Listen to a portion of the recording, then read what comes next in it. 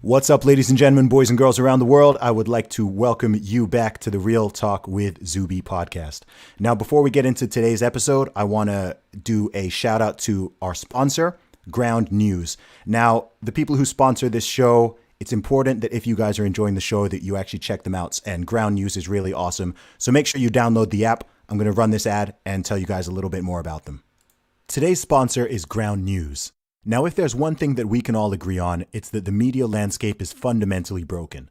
Both social media and the press are incentivized to exaggerate our differences and amplify division. A lot of people ask me where they should go for news that they can trust, and I don't usually have a good answer for that. However, Ground News has taken a totally different approach in improving the broken media ecosystem.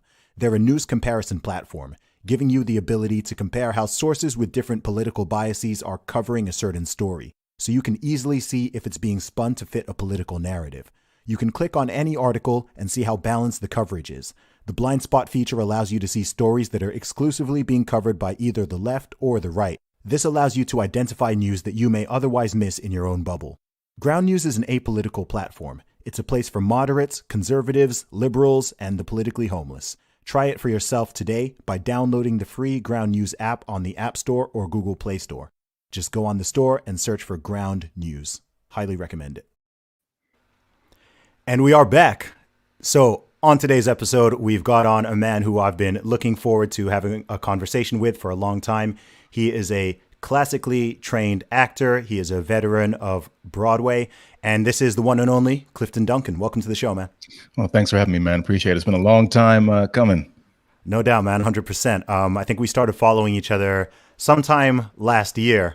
And we've been living in really interesting times. But for people who don't know you, tell them a little bit about who you are. Oh, man. Well, for one, I decided to wear my hat today because I didn't want to get anybody confused as to which one was which. But yeah, I've been acting since I was 16 years old. I went to one of the fancy schmancy acting conservatories that's on par with Juilliard and the Yale School of Drama, but really Juilliard because Yale is trash. But especially for the past 10 or 12 years now, I've been working on stage, on screen, doing concerts, and I've been very, very fortunate to make my living as a performer. And it took the pandemic actually to force me to get a job. But within the past year, when things all began to fall apart, as Chinua Achebe would say, I really just felt the need to speak my mind. And what I had was my public Twitter account. Then I had an anonymous Twitter account where I said what I really feel.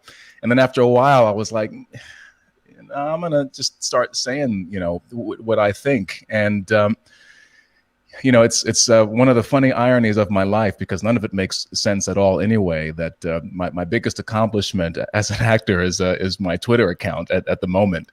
But since then, I've been blessed to talk to a lot of people that I interact with and watch online, all the time. And I've met a bunch of really cool people. And, I had a call with my manager a few weeks ago and I was like, look, I've become very outspoken and I don't really feel like I belong in the industry anymore. And, we might get into why that is later. But,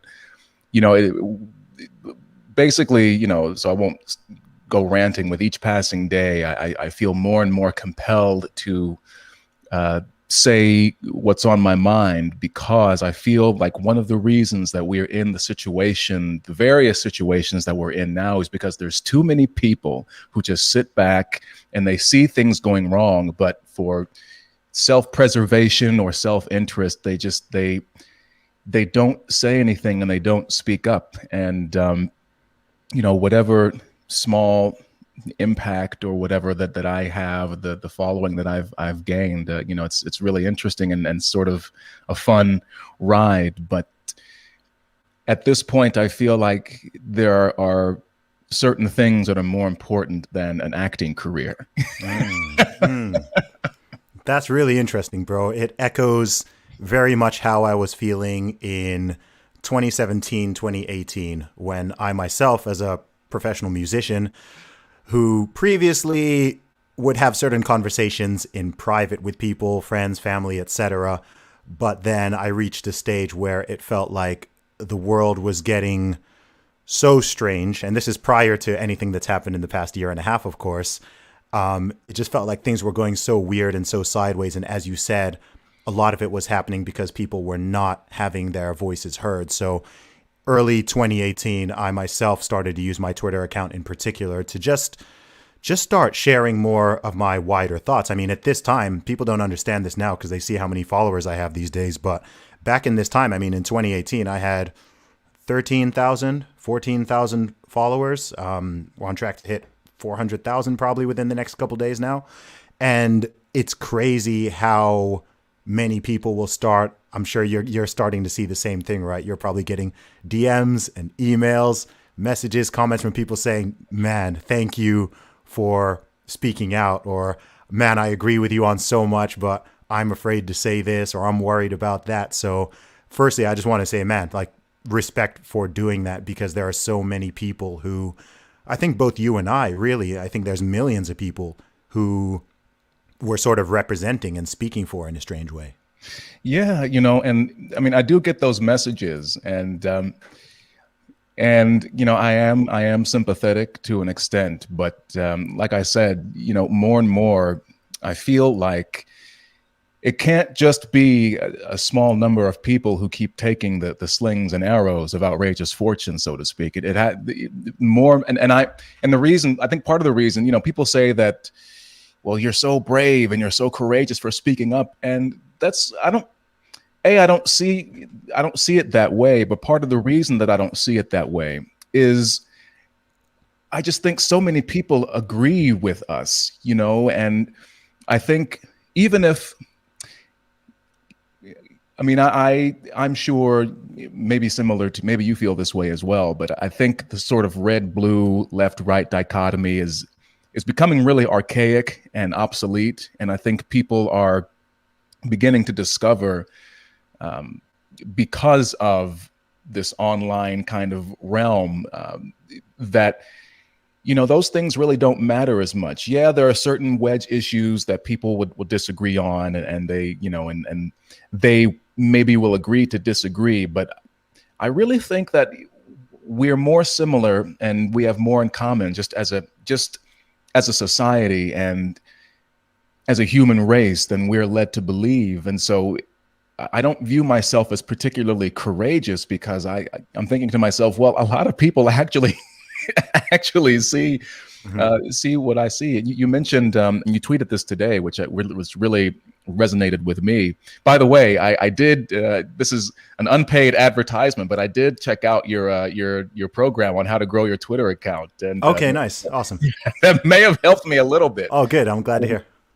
But you tweeted something strange is going on, and I'm paraphrasing, obviously, but it's very unsettling to you, and I feel the same way. There seems to be so many things at the same time that not only are going wrong, but unnecessarily so. Mm-hmm.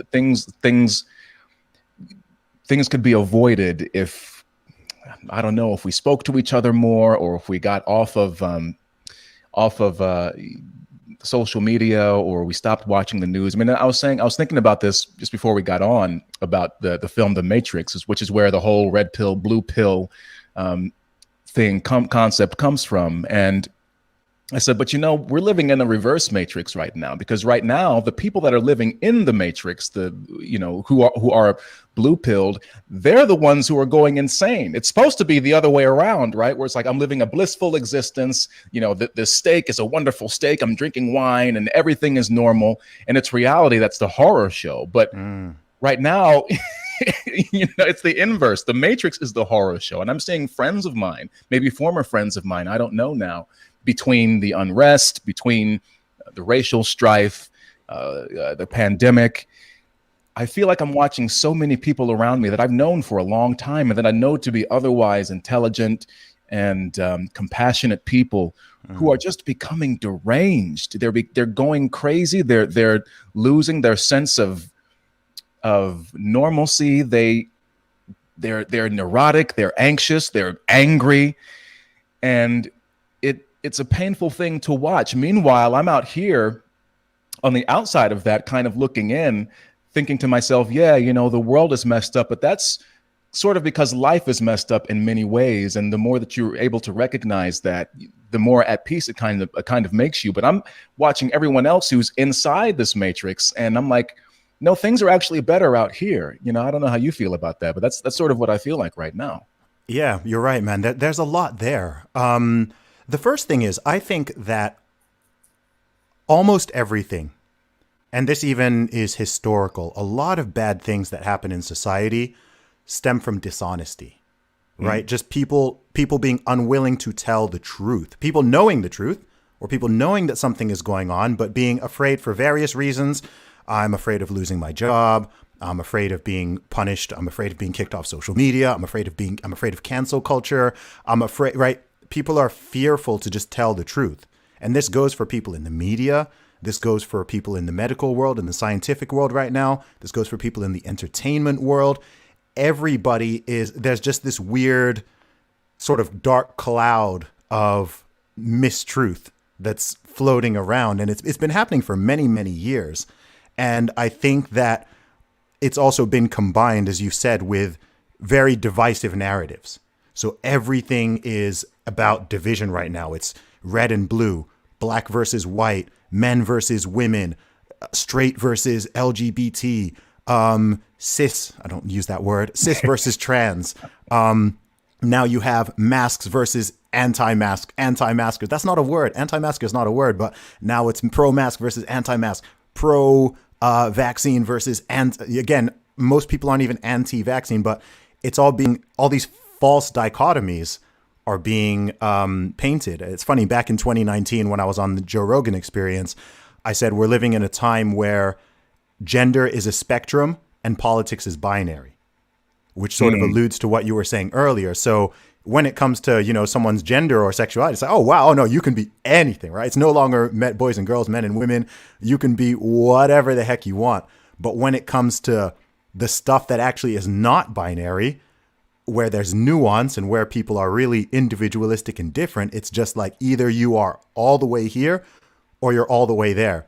And it's weird. This sort of fake division and false dichotomy has been created where if you're not for this thing, if you're not 100% for it, you must be 100% against it. And if you think this way, you must think this way because you are a bad person and you're evil and you're malicious. It can't just be, if you voted for Trump, it's because you are racist and you're a white supremacist. It's not possible. It could be for all of the other thousands of possible reasons. It's just that. If you don't support this thing, it's because you're this. And it's happening on so many levels. And then you've got social media. You've had people locked in their houses, which exacerbates everything. Everyone's just pent up, angry. And yeah, it's a weird time. The government's up to all sorts of weird stuff, and it's happening in every country. That's the scary part, is that it's not like, oh, okay, the UK is being weird. It's like, no, the UK is being weird. Canada's being weird. The USA is being weird. The whole of Europe is being weird. Everything is just really bizarre. And it just creates this feeling of, it's been happening it's been building up for many years. But I think right now it's just like, man, every day I'm feeling like I'm living in some hybrid between Black Mirror and South Park. Yeah, it's weird. I wish I was the first person to make this point, but things are so topsy-turvy right now that you currently have creationists who don't accept the theory of evolution, but do understand gender dimorphism, sexual dimorphism. But then you have secularists who ostensibly do accept the theory of evolution, and yet they reject sexual dimorphism, which to me kind of indicates that no, actually, you don't believe in evolution. And that's how backwards and sort of upside down things feel right now. And I think that we're at a place, even if it comes to some of the gender and queer stuff, I think a lot of people are like, even if they think it's kind of weird and they don't want to have anything to do with it, I really feel like most people are live and let live. There are a few a-holes out there who will go out of their way to bully and harass these people. And of course, nobody deserves that kind of treatment. But they've become such intense issues, and it seems like it's crept into every single facet and nook and cranny of society. And I don't know if it's just being on Twitter all the time, but you see these education systems that are imbibing on these ideas. They're about race and about gender. You see it's all over entertainment. You can't watch a football game or watch a McDonald's commercial. I mean, McDonald's right now, I think I saw that they're advertising about vaccines right now. Yeah. And there's really no escape. And just going off of what you said about you're either for it or you're against it, I remember this was right after Trump got elected, and maybe I'm one of those quote unquote milquetoast fence sitters, but even when Obama was elected, my mother kind of brought things down to earth, because when he was elected, and I voted for him. I called my grandmother, who was still alive at the time. She was born in 1936, and she's seen a lot. She was a kind of woman. She slept with a revolver and 2 boxes of bullets in the cupboard behind her pillow. She had all these locks on her door. She lived in the East Bay in California, Northern California. And then one of the last times I saw her, I was like, "Oh, Ma, why you have so many locks on the door?" So she was like, "By the time they get in here, I'll be ready for them." That's the kind of woman she was. And I'm told I take after her. So, she shot her mouth off a lot. But why did I get off on that tangent? But it was a very emotional experience for me. And, I was in New York City at the time. And I mean, people were screaming in the streets when he was elected. You were on the subway. People were celebrating, all these strangers. It's one of the magical things about New York is that even though we spend a lot of time ignoring each other, there is a lot of humanity as well. And you have these great moments with strangers. That's gone now. But it's an amazing place. But the point is, my mother was like, well, he's not going to solve my problems. And that kind of put things into perspective for me. So then when Trump was elected, I was doing a show in Connecticut at the time. And, I'm ensconced in this artistic bubble. But by that point, I was already more in this space than in the Matrix, so to speak. And it was funny because I'm seeing all of these adults who are losing their minds. They're completely lost the plot, as they might say. Yeah. And I remember we went to a gathering at the artistic director's house, basically the person that runs the theater, the big boss of the theater. And, it's a beautiful house, as it always is. And everyone is just sulking and they're just moping. And I don't know where this country is going. I don't know. I'm really scared right now. And I'm the only guy that's there that's like, I think we'll be okay. I think we're going to be all right. It's not that bad. Yeah. But I guess I'm just, even my brother was talking about how he thought that, and we disagree politically on things, but he was like, yeah, I feel like it's an overreaction right now. So I don't know what it's been since his election. And then on top of that, everything going on with COVID and the pandemic. I go back to this idea that people are becoming really deranged right now, and it feels very deliberate. And that's what's also disturbing to me. I think, I look at these media organizations. Right before we got on, there was a story that was covered by, I think his name is Sagar and Jetty. I hope I'm saying his name right, of this program called The Rising Sun. And there was a story that came out of Politico, where essentially the White House is curating, and journalists who work with the White House, the Biden administration, are allowing their work to be curated and edited by the White House before they send it out to the public. So I'm thinking to myself, this is state media. This is propaganda. They are controlling the narrative. They're controlling the message. And even just the other day, and they lie so blatantly, just like the other day when there was that tweet by the New York Times about the gas shortage, and there's no long lines, there's not a spike in prices. I'm like, I live right near a gas station. I see the prices every day. In Georgia, the gas tends to be cheaper than in other parts of the country, but it's jumped like 30 or 40 cents per gallon. We see these videos online of all these cars lining up trying to get gas. You see journalists this woman named Katie Herzog, who I find, fascinating and really funny. And she was like, I called 10 different gas stations and they each told me, some of them even laughed at me. They each told me that they're out of gas. And yet here's the New York Times, the paper of record, all the news that's fit to print. This Pulitzer Prize winning organization straight up lying and saying nothing is going on, nothing is going on. And, I keep playing in my head every day when Biden won, and people drinking champagne and dancing in the streets. And I contrast that with all the things now that seem to be falling apart. And I think to myself, you people don't know anything, but you think you know everything. And you look at people like me as if I'm ignorant, but you're the one who's just like, hey, everything, it's the dog, that classic meme. This is fine. Everything is fine. I'm just sipping coffee. Yeah. But a deeper problem is that you can't get through to these people. You try to talk to them, and I don't know what else to say. And I think that's what is disturbing me the most, or bothering me and frustrating me the most right now. I don't know how to communicate with these people. Yeah, it's really hard because I feel like I've used this phrase before, but it's like there's a war on reality right now. Yeah. On multiple fronts, right? With the pandemic, there's a war on reality. With this whole gender theory stuff, there's a war on reality. Biden admin, Trump admin, all these different things. There's a war on reality, and people are offended by facts. People are offended by statistics, and everything is just being run on emotion. That's what it is. It's just emotion.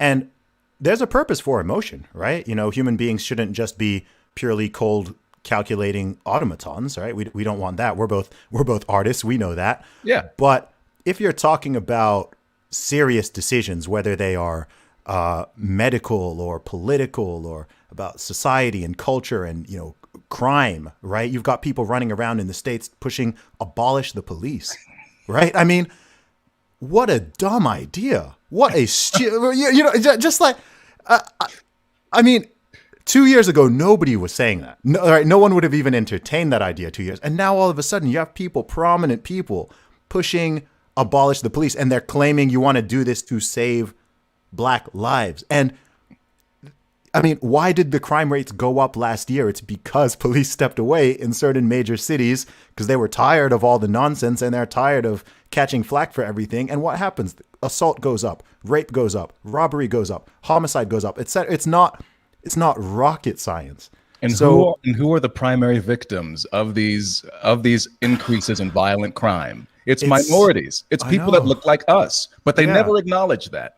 No, and they don't acknowledge that in most of these communities, the police officers are also minorities. Well, in this case, they're the majority in those particular cities, right? If you go to a city where there's a large Black or Latino population in the USA, then there's going to generally be a lot of Black, Latino police officers, etc.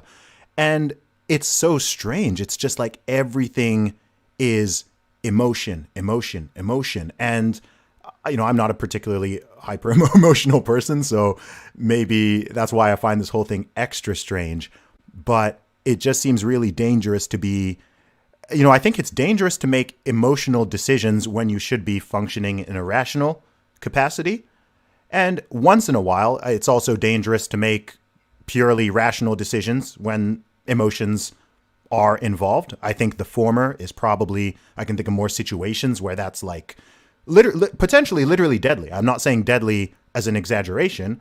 I mean, actually deadly. People's lives are at stake in certain situations. If you want to remove the police from, Baltimore, Chicago, LA, just get rid of the police, scrap the police, right? What is going to happen? Who's going to be popping the champagne? The criminals, the gangs they're going to, within weeks, that place will be it'll be looking like Fallujah. I mean, and when you have these celebrities and these blue check marks on Twitter who are there, defund the police, abolish the police, and they're sitting there in their mansions in some cases, and they've got their armed security and they've got all that. And I'm just like, how is anyone, like, I'm not taking you seriously, but how is anyone watching this and cheering for this? And, you had the BLM riots last year, protests and riots. But again, you're watching businesses, again, often owned by minorities, being looted, being burnt to the ground. You're seeing black people getting shot, right? More people died in the protests and the riot by several times, by several orders of magnitude, compared to the one person who sparked it, right? Everyone agreed. George Floyd's death, everyone agreed. Conservative, liberal, whatever, everyone agreed. Police officers, everyone was like, that shouldn't have happened. But then as a result, you go out and cause billions of dollars of damage and, harm people who had nothing to do with it. And then people are like, oh, but Zuby, you have to understand, people were angry. And I'm like, bro, that's not a reason. Like, I get angry too, but when I get angry, I can't just go and start rioting and looting and burning cars and hurting people because I'm angry. That doesn't go down in court. Sorry, judge, I was angry, It's crazy to me. Had a bad day, bro. I mean, but here's what's really sinister to me about it. It's that these people that we're talking about who, Colin Kaepernick, he announced on Twitter yesterday, I don't know if you saw that, but this initiative to abolish the police, Yes. This is this mediocre third string quarterback, who has millions of dollars. We know he's going to be fine no matter what. But what happens is people push these ideas, and all it really benefits is this top percentile of people who will be spared the consequences of their advocacy. And it actually goes beyond race. It's more about a class thing. Oprah Winfrey or LeBron James or Colin Kaepernick, they're going to be fine no matter what. These people who are ironically held up by the very white power establishment that they seem to want to take down, i.e. Ibram Kendi, whose book I'm reading right now, it's garbage, or Nicole Hannah-Jones, with her Pulitzer Prizes. These people who end up with hosting gigs like Joy Reid on MSNBC, they're going to be protected and cocooned from all these things. But what they do is that they're able to get they're able to score these points with their audience, or they're able to get off their activist jollies by exploiting the grievances and the aspirations of the poor, and by people exploiting the people who are born into bad circumstances. And my philosophy is that you can never blame somebody, rich or poor, for the circumstances that they're born into. They didn't choose these things. And but when you hear people like a LeBron James or a Joy Reid or a Nicole Hannah-Jones or a Charles Blow or a Toure, any of these people spouting, Cori Bush, the Squad, spouting this rhetoric. And this is why I get deeply concerned, because it actually goes outside of the realm of politics, because you're talking about, at least in America, generations now of these ideas that have been pumped through our music, our stand-up comedians, the sitcoms that we watch. This idea of struggle within the Black community, this idea of oppression, this mindset of victimization, it's ingrained very deeply. Even people who aren't politically engaged, they still have this idea about themselves as, this is America. It's a racist country built on slavery. There's a kernel of truth in all this stuff, which is why it's even more effective. And white supremacy is this. It's like the force. It guides. It moves everything around us. And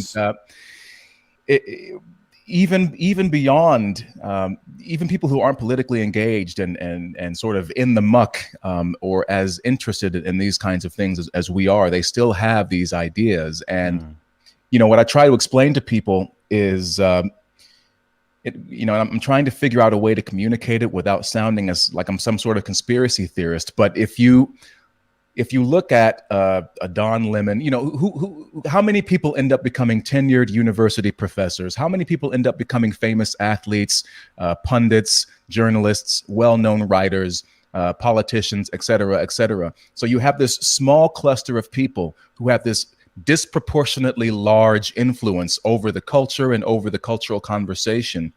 And I think because of that, they maybe think that they are more, that their ideas are more popular than they are, but they're reaching a lot of people, and people who just don't know better. And there's a guy, I wish I could remember his last name, but Barrington, he tweeted out a very very provocative tweet about two-parent families, during slavery, which Thomas Sowell has written about extensively.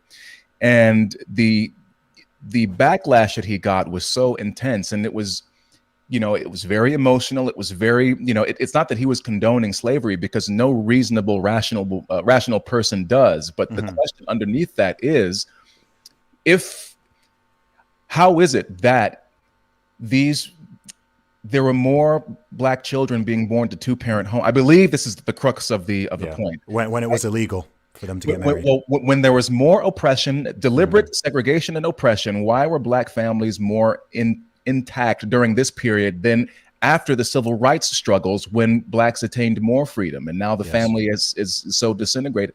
And in my opinion, is that my philosophy is that, okay, look, if things are so dire as you're saying they are, then shouldn't you be welcoming all kinds of perspectives to solve the problem?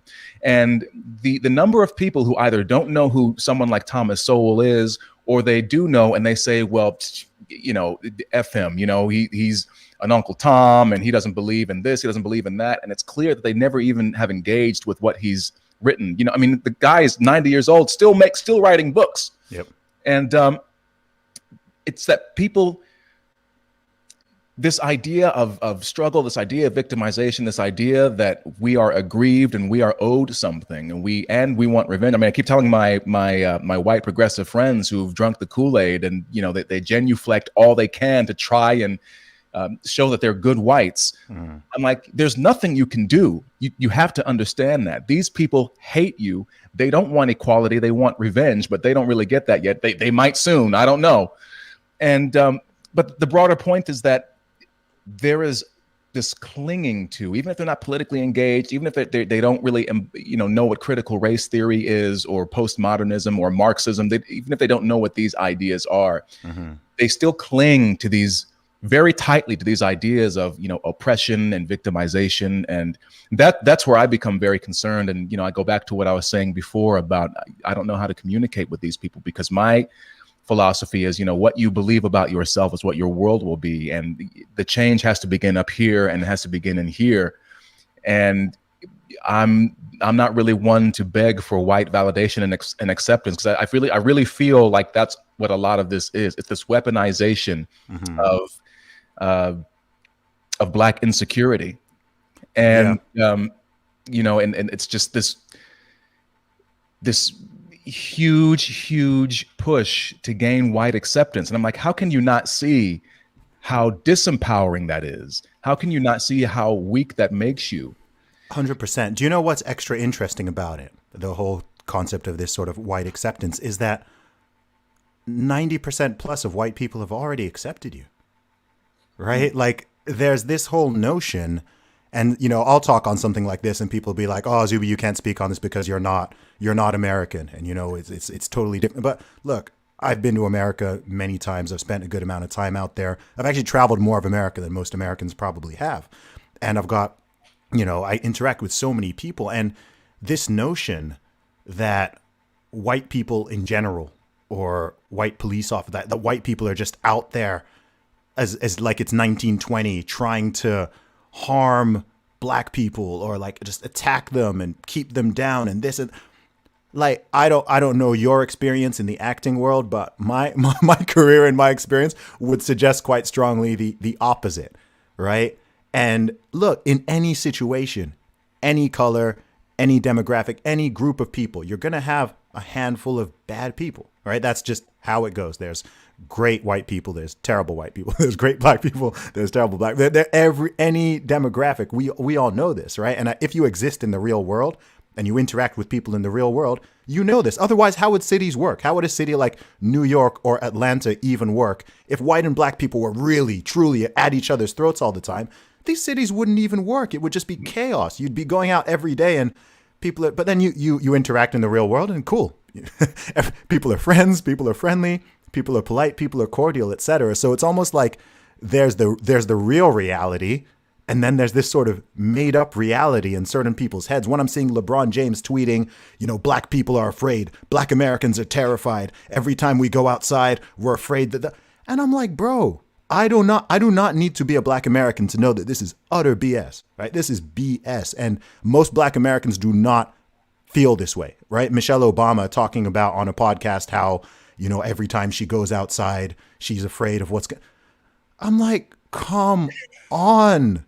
You have You're Michelle an Obama. Obama. Michelle Obama. You for the rest of your life, you have dedicated Secret Service to protect you. You are the former first lady. I'm just like, stop. Like Oprah, you're worth $2 billion, and you're here, discussing with Meghan Markle about your. I'm just like, please stop. That's what's so sinister to me about it, because you see these people who are examples of what is possible. I mean, Michelle Yes. Obama, if I remember correctly, she came from a rough background, west side of Chicago or whatever it is, and now she is who she is. Oprah Winfrey came from less than nothing, Yes. and she made herself into one of the most powerful women in the world, people in the world, and it just to go back a little bit, you said, I've been thinking about this idea of this constructed reality, and that's sort of what it is. These people, I said, you think about the life of,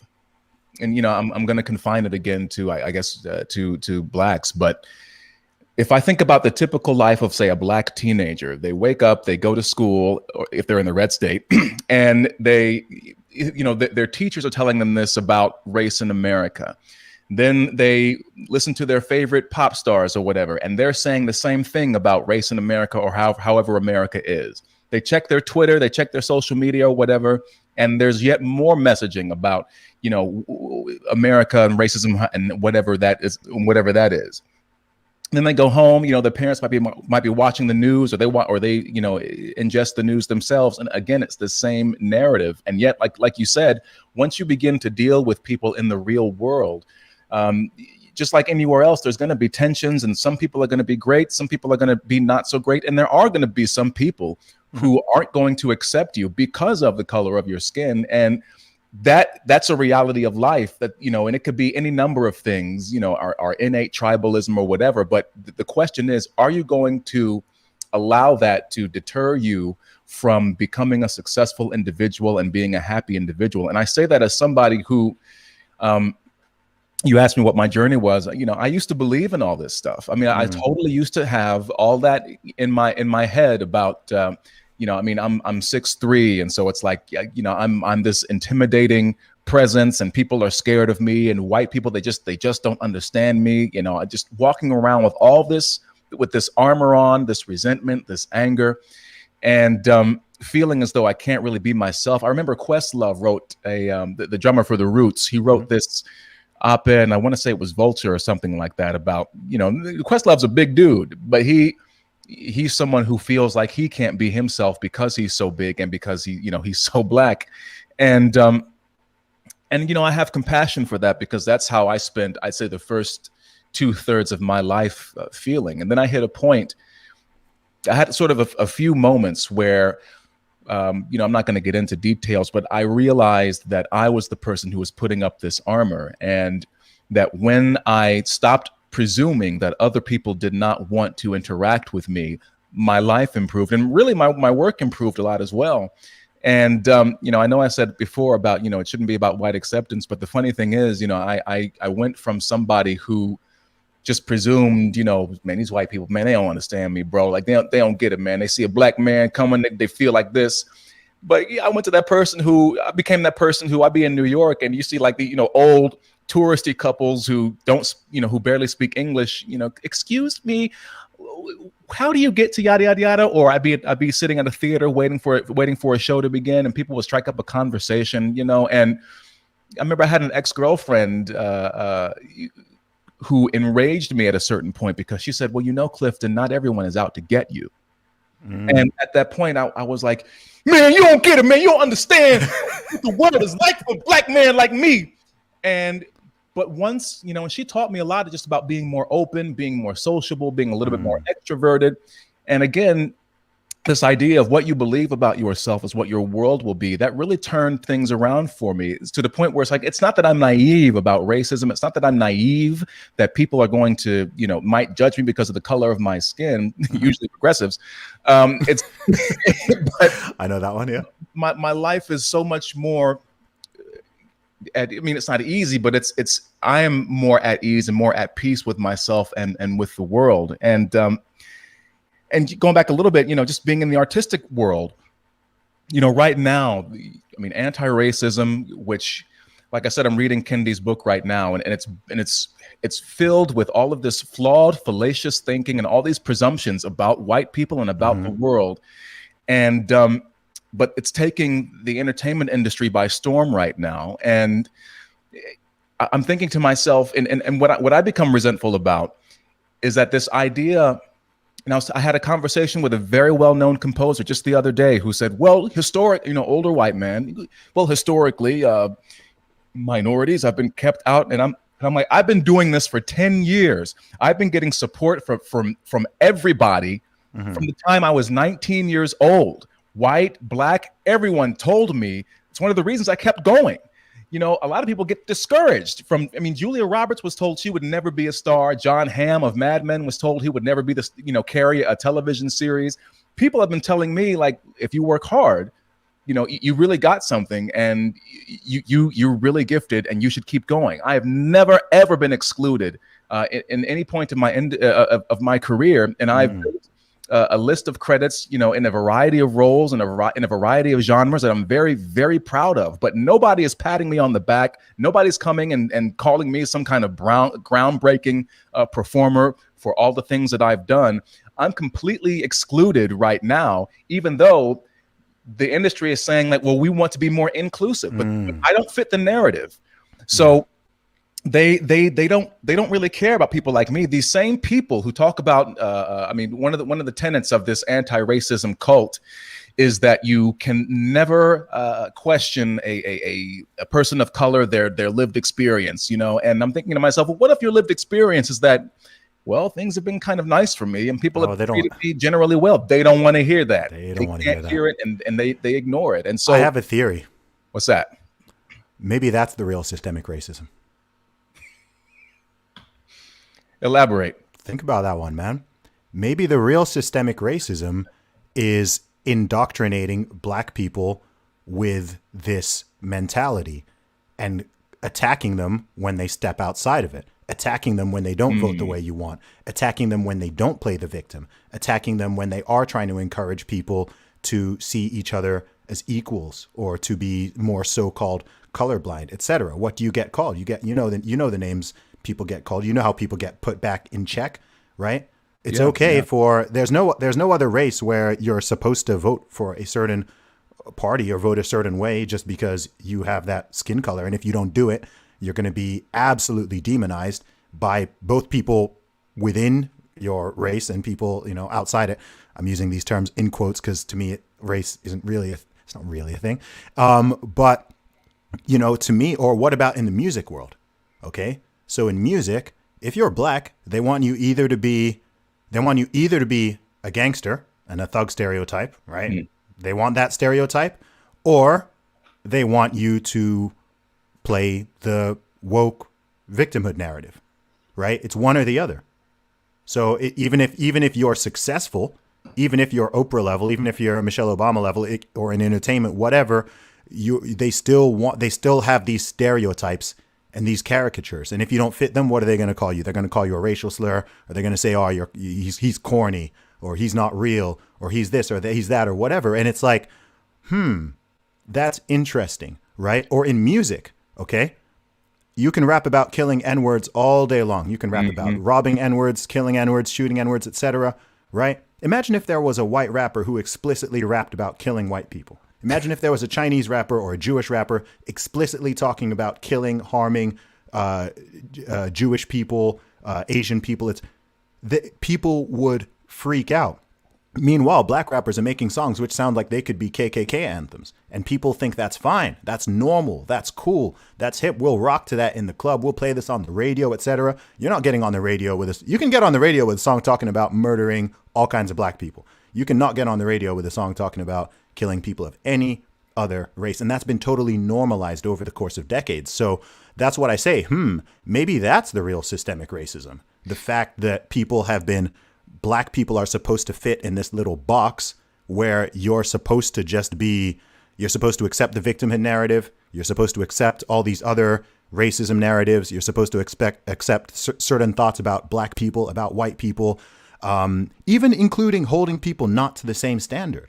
right? There's this overarching thing in society as well. You see it here in the UK, but I think it's worse in America, where the expectations, that was one great thing that George W. Bush said, that whole bigotry of low expectations. That was a great concept, right?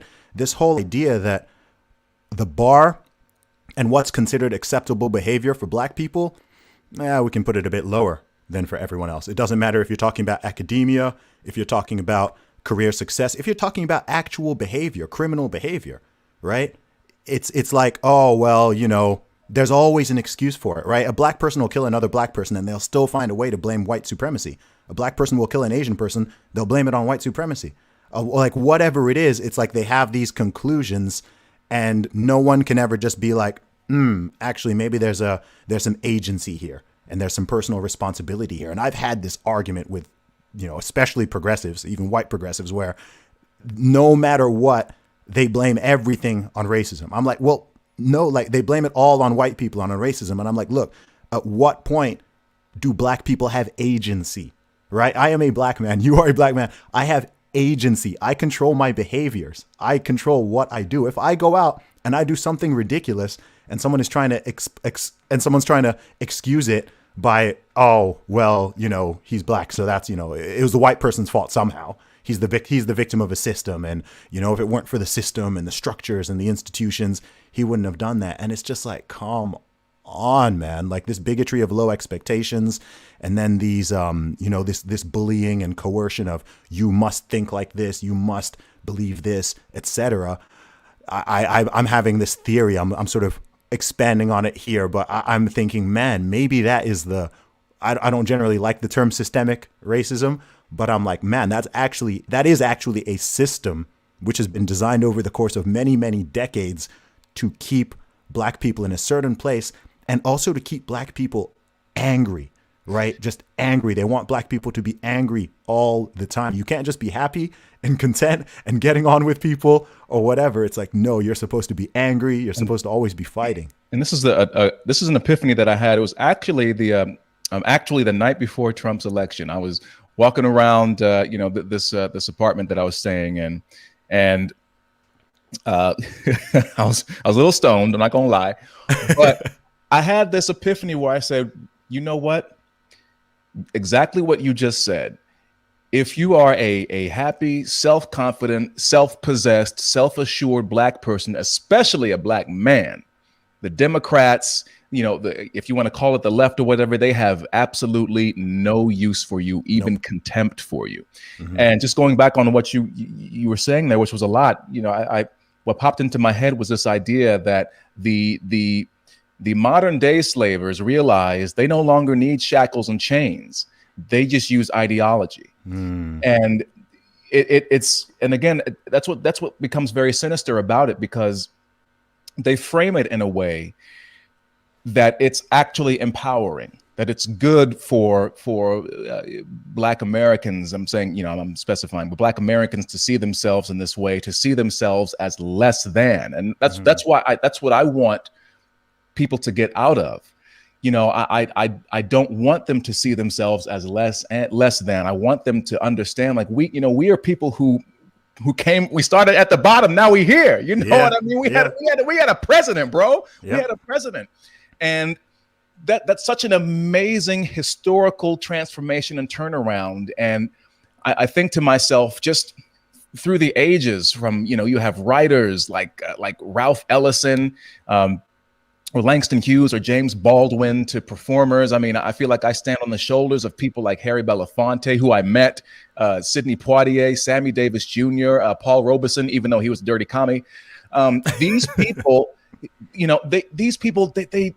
they did so much, and they achieved so much, and they blazed the trail for people like me. But now we're in an era where you have guys like Mark Lamont Hill, who are referring to civil rights icons like Jim Brown. I mean, this guy was an activist. This guy was a star athlete. He was a sex symbol, movie star, during the 1970s.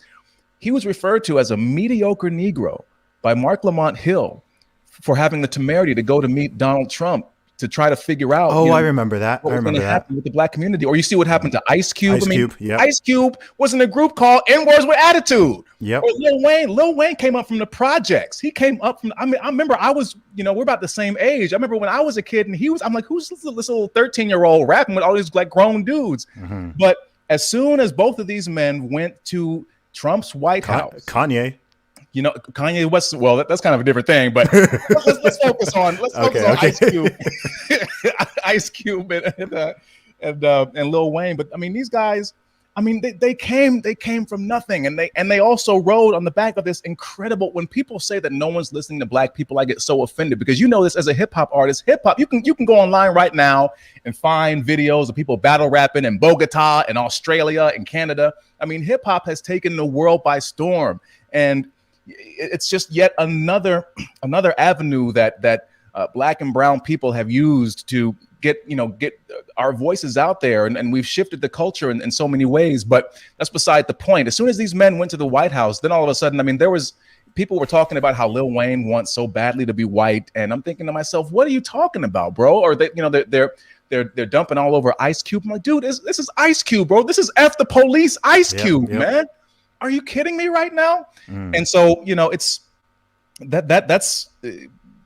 that's where I feel like, it's so sinister. And I was looking for some inspiration, just to write something. So I went and searched, the top 20 trap songs of 2020. And I couldn't get through the whole montage, because I was so depressed, bro. I mean, I'm serious, because I said, this is what it's come down to now. I remember in the early 90s, we had all these different groups, from, A Tribe Called Quest to Wu-Tang. We had NWA, Snoop, Dr. Dre, Jay-Z put out Reasonable Doubt in 96. I think Common put out Resurrection, and then One Day It'll All Make Sense. Nas put out Illmatic in like 93. The Roots had their first albums dropping around that time. Eminem would burst onto the scene in the mid to late 90s. Busta Rhymes, all these people, and they were at the same time. Salt and Pepper, MC Light, even, MC Hammer, even Vanilla Ice. There were all these things happening all at the same time, and everyone was listening to it. There was so much variety, and there was so much substance, and there was so much that they had to say. But now, and this gets into something deeper that I've been thinking about lately, is that, now it's just the craft, as far as just actual rapping, the technicality of it, in terms of delivery, how you're structuring verses, the multi-syllabic rhyme patterns, how your delivery, all that stuff. It's now getting so lazy. There's something about it it's lost in the musical variety and the musicals. People like DJ Premier, Pete Rock, Dr. Dre, Timbaland, the Neptunes had all this musicality within themselves, but now it's just, all this. I'm just listening to it, and I'm like, maybe I'm just an old fuddy-duddy, but it feels like something has been, or the Roots. These guys are geniuses, right? Real musicians. They're geniuses. They can play anything. They can do anything. But I listen to this trap, music. That is an old man. I listen to this trap music on the internet, and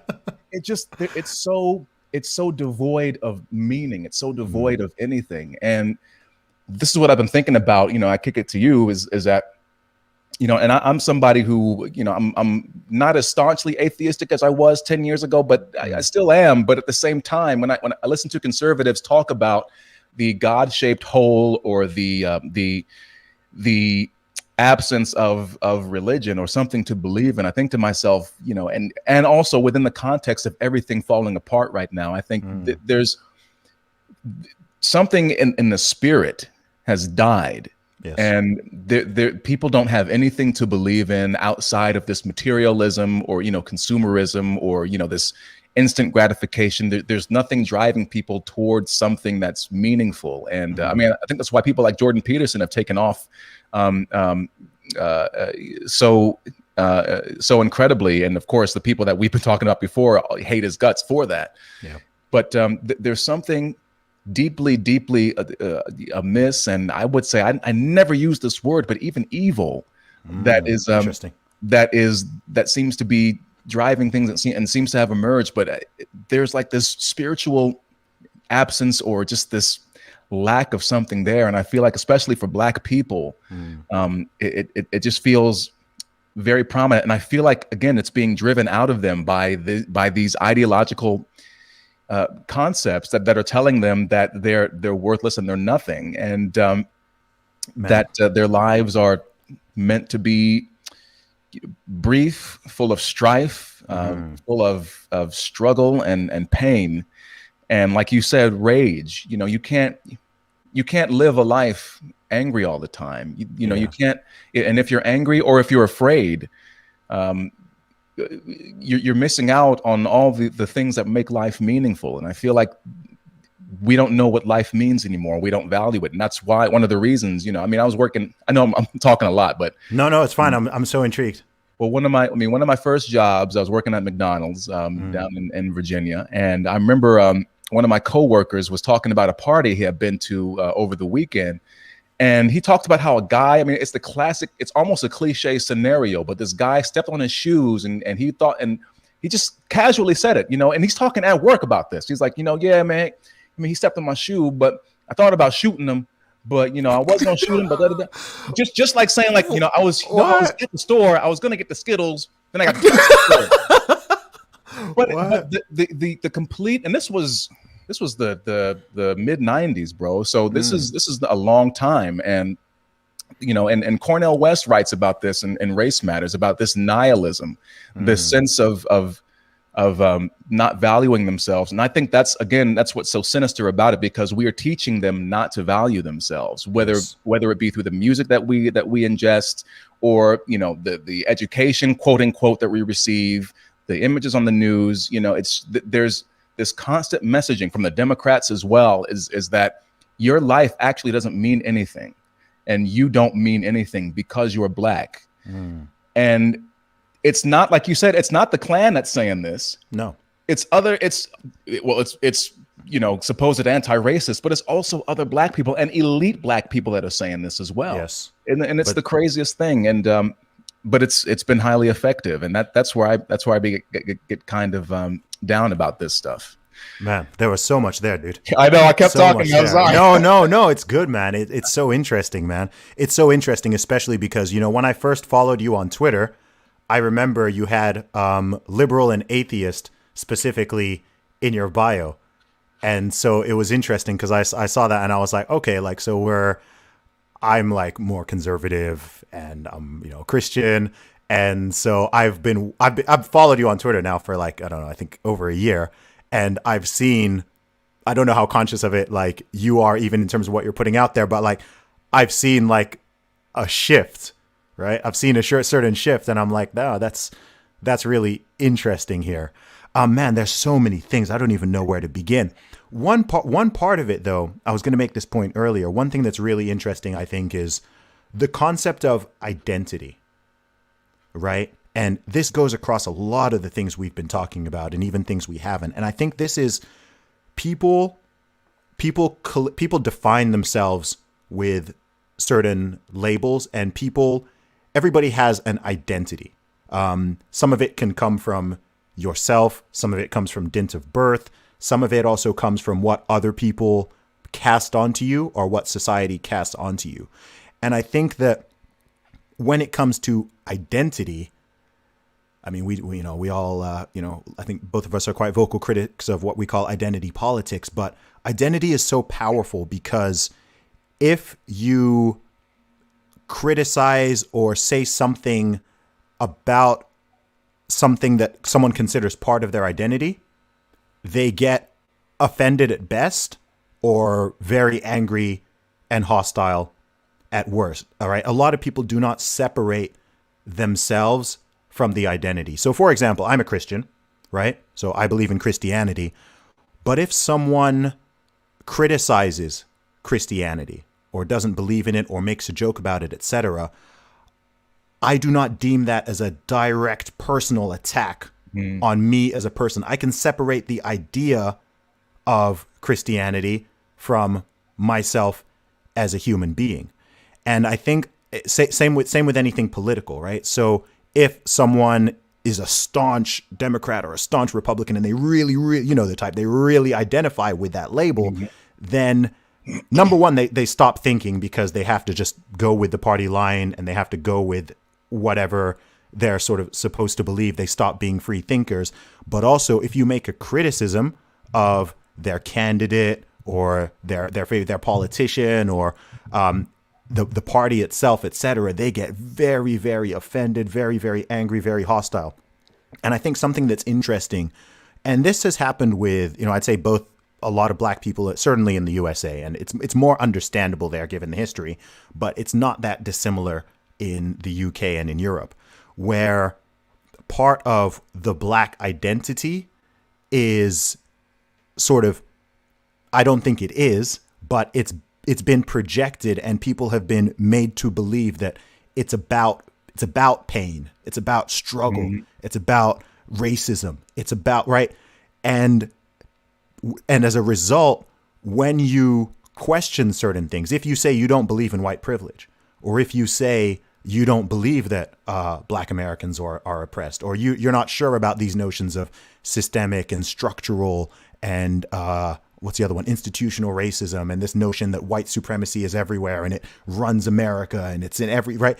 If you challenge these ideas, people view that. I think the reason people get angry is because they view it as an attack on their very personhood. So they're so tightly wrapped in this narrative, right? They themselves see themselves as a victim or as a slightly lower class citizen or as someone who's supposed to be feeling. So when I or you or someone else actually comes with what is genuinely a positive, empowering message, a powerful message, and that one that's actually to uplift people, a certain number of people get angry, right? They get angry. It's like, and I'm like, bro, I'm on your side. I'm telling you, man, like you can do what you want. You can achieve whatever it is you out there. No white man is going to stop you. Nobody is going to stop you, man. Like if you got the talent, you got the hustle, you got the grind, like go out there and get it. And there are millions and millions and millions of examples of people doing just that.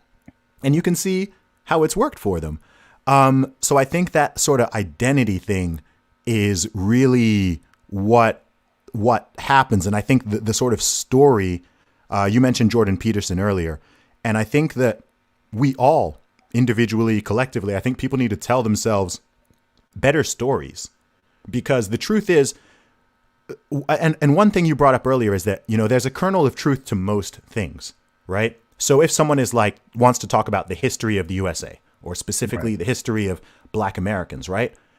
Yes, there is, we know the history from slavery to Jim Crow and segregation to, lynchings and the KKK and all this awful, awful, awful stuff, right? It's true. And nobody is denying it's true. Like some people think like, oh, those conservatives, they don't even believe in that slavery happened. I'm like, there's no conservative who doesn't believe that slavery happened, right? Everyone acknowledges it.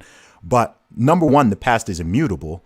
And number two, it's like, okay, well, what is the story that you derive from this? To me, as a black person who is not a black American, my personal view of the so-called sort of black American story, to me, is one of triumph, right? It's one of triumph. It's one of like, man, like people's ancestors went through this and they went through that and look at them now, right? Like I'm originally from Nigeria, right? Black Americans make up, I don't know, 5% of the global black population, maybe less, 3-4%. But these are the most successful, most wealthy, have the most opportunities of all, not just black people on the planet, but more than most people on the planet. And I think people don't understand that, right? People are so stuck on this narrative. And I'm like, yeah, that can be true, but this is also true. And which of these stories is more empowering? Well, just cut in really quickly. I made this point to a progressive white woman about Nigerians, and their success, just in America. And she immediately shot back with, "Well, they haven't been colonized." So there's always some. Yeah, we have. We were. Nigeria was colonized. Why do they speak English in Nigeria? Because it was colonized. But there always has to be some excuse, and in a way, it's actually very narcissistic, because what they're actually saying is, well, they're only successful because we, the whites, never did anything It's, to them. it's not even correct. You know? That's why it's funny. Well, but it's on top of that. It's like it's white people's fault if we aren't successful, but at the same time, if we are successful, then it's because white people think that we're safe. It's always around this idea of white people. But yeah, I mean, I agree, because with this idea that it is a story of triumph. I mean, I really can't imagine someone like Harriet Tubman or Frederick Douglass complaining about microaggressions. And we've been through so much, and like I said before, I stand on the shoulders of giants, and to me, it's very insulting to that whole legacy if I'm just focusing on this one aspect of ourselves and how we were kept in chains and how we were beaten down, because we were. And then what happened? We came out of that. We came out of that, and then, Reconstruction era, then they clamped back down on it. Then we had Jim Crow, but then we came out of Jim Crow, and, we had all these struggles in the 1950s and 60s. Although even that now, that whole narrative, I'm beginning to question. I'm reading this book. I know we've been on for a while, but there's a guy named Manning Johnson who wrote a book called Color, Communism, and Common Sense. I believe it was published sometime in the 50s. Now, what's interesting, and again, like I said before, I'm always fascinated by people who made a transformation similar to the one that I made internally, and similar to how Thomas Sowell, was a diehard Marxist, and then, he changed his mind. Manning Johnson was somebody, and your viewers can go look up. He has a farewell speech. You can find it on YouTube, and tell me if the things that he was saying back in 1954, I think it was, don't mirror a lot of, the activism and things that you see today. But what's interesting about Johnson is that he was a devout communist for 10 years. I mean, he's writing about how he was meeting with top officials from the Kremlin and the KGB, and but he got out of it once he saw that they had very little value for human life, very little value for the truth. And I was doing a show back in 2012 based on this event in Scottsboro, Alabama, where these 9 black boys, were falsely accused of sexual assault by these 2 white women. And, this is 1930s Alabama, deep South. And so they were basically sentenced to death. It was a show trial and everything. Even one of the white women even recanted her story. It didn't matter. But what I learned in the course of my research, and it meant nothing to me back then, but the Communist Party actually took a very keen interest in the race issues of America. And the lawyer that they sent to, I think Leibowitz was his name, the lawyer they sent to defend the Scottsboro boys, which is kind of funny. He was Jewish, so he was almost hated as much as the black people down there. But he was sent by the Communist Party. So the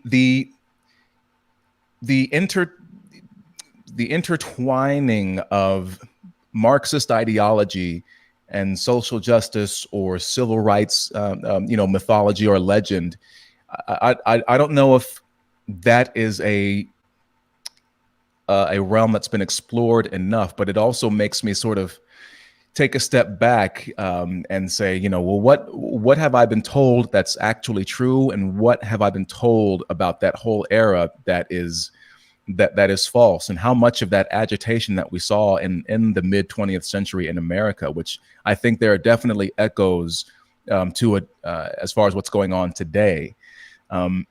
Is this history repeating itself? Because when you read the work of someone like a Thomas Sowell, and he talks about, well, look, even though there was state imposed segregation, blacks were actually moving up into the middle class. They were developing themselves, and and then this unrest happened, and then so I'm sort of like maybe I have to rethink what my ideas are about our story. But that's sort of a departure from this idea that again, like you said, you my whole goal is to say, no, you are so much more powerful than you are being led to believe. And I don't care. That's what's so sexy about being in Atlanta right now. Atlanta, I mean, you got Atlanta's dope. I went there in 2019. Man, I mean, it's like I'm trying not to curse, but I was going to drop an N-bomb. But like, I mean, some Atlantans are crazy. Let's get that out the way. But the hustle down here is so strong. The energy is so powerful and so palpable, from illustrators, singers, rappers to lawyers and architects, all these entrepreneurs, everybody. I mean, people are down here like hustling and making lives for themselves. And it's a really, really incredible thing to see. So when I see these other people who have these Marxist ideas about, well, we need we need more socialism or whatever, I'm like, dude, come down to Atlanta and and tell that to these black people, to these black folks down here, because they ain't trying to hear that. They are not trying to hear that. You know what I mean? But it's weird because, again, we have this going back to this sort of ideological slavery. There's still this idea. I do think in the conversations that I've had down here, there is more of a sense that perhaps, or a growing sense that maybe the Democrats are part of the problem. Interesting. Our mayor, Keisha Lance Bottoms, I just call her Mayor Keisha because it's funny to me. But there's a really popular Instagram account called ATL Scoop, where they report all the stuff that the news doesn't. And it's no exaggeration. There's so many videos on there. It's just carjackings, shootings. All the stuff is happening. And so Mayor Keisha recently announced that she's not seeking re-election. And there were so many comments that were just like, thank you.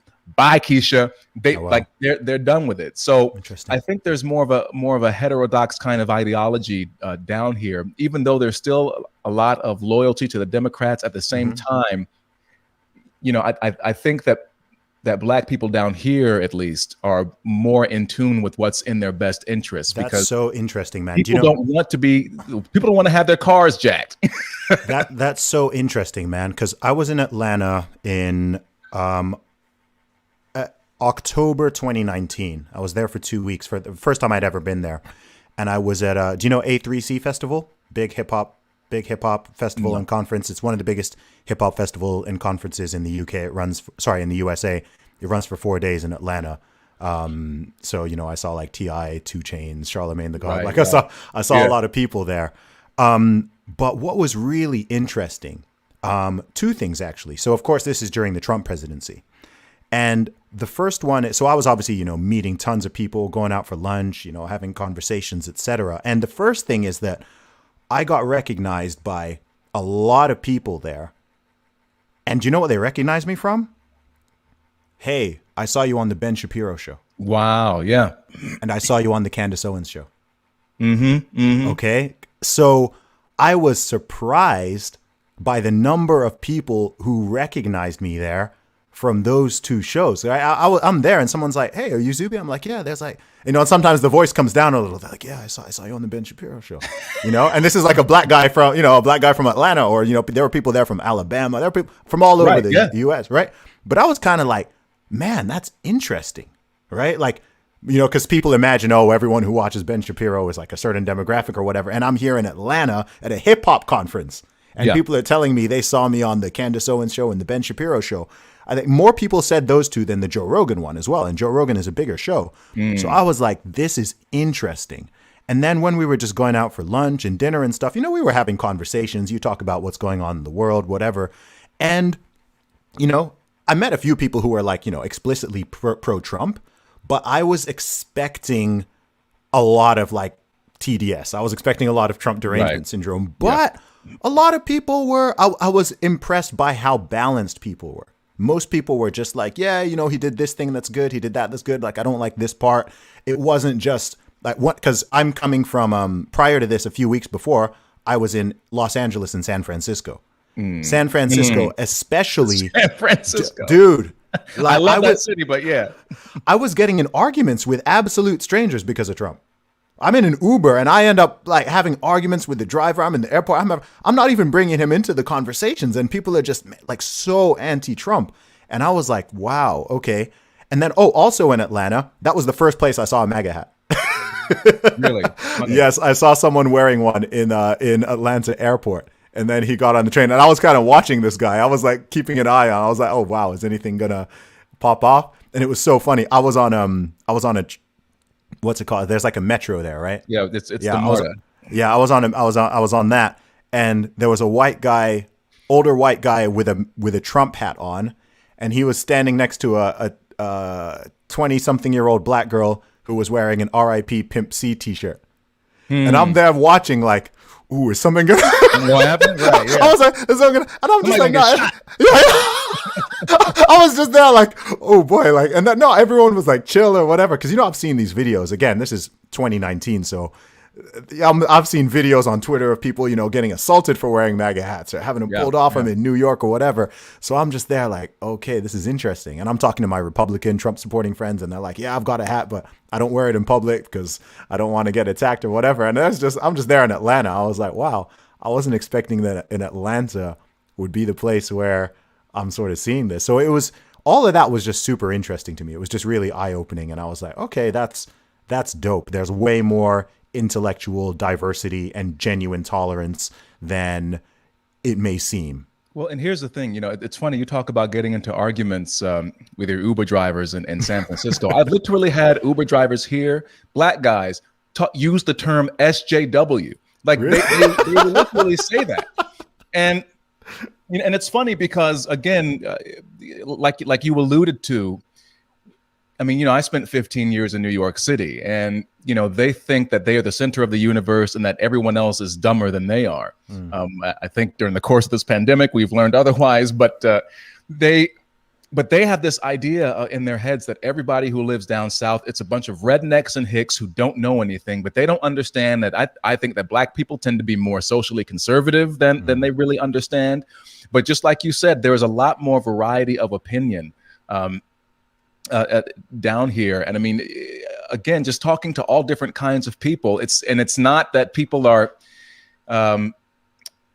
it's not this typical idea that these people who I guess work for the New York Times or who work in entertainment have of like these sort of knuckle dragging, snaggle toothed, low IQ individuals, man. I mean, it's a lot of, look, if you're a successful business person or whatever, I mean, you're going to know about taxes. You might have different ideas, about the economy than somebody who like just isn't in that world. And again, when you have a city like this, where there's so many people who are hustling about so many different things and where, it's a 56% black population, we have, we don't see things in quite the same way, as a white progressive in New York is going to see them. And, but they have no idea because they don't really travel outside of those circles. They never had a conversation with somebody who supported Trump, who had reasonable opinions about why they did so. And I mean, this is sort of a digression too. The first person who ever told me, it was back when I was doing that show in Connecticut. The first person who ever told me that he was going to vote for Donald Trump was a black barber out in Connecticut, okay. Right? So he owned multiple businesses, very smart, savvy guy. But he was basically like, and I'd heard this complaint about Barack Obama's administration. There's so many regulations in the way that we can't even, create our businesses. But this dude, he's like giving me a lineup or whatever. He's like, man, Trump, he gonna make it so we can make some money, man. Yeah. And his friend was sitting, his black friend was sitting there in a chair, just nodding away. Yeah. And then it was funny because then I would go to the YMCA and work out, and there'd be white guys that were there. You know what they were talking about? Jobs and the economy. Same thing. And so right away I was like, there's something else going on here. Whatever the news is saying, there's something bigger that's at play here, because there are people.